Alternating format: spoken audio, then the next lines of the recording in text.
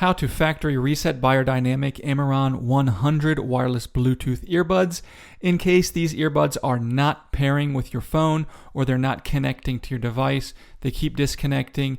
You're only getting sound out of one ear, the left ear or the right ear. A lot of these issues can be done with a factory reset. Now, this is going to wipe all your data off and it's going to delete all the pairing history.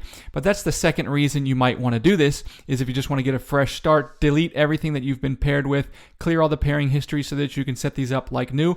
All we're going to do is we're going to put our earbuds in the case, leaving the case open as shown here. And we're going to come and find this button on the side here.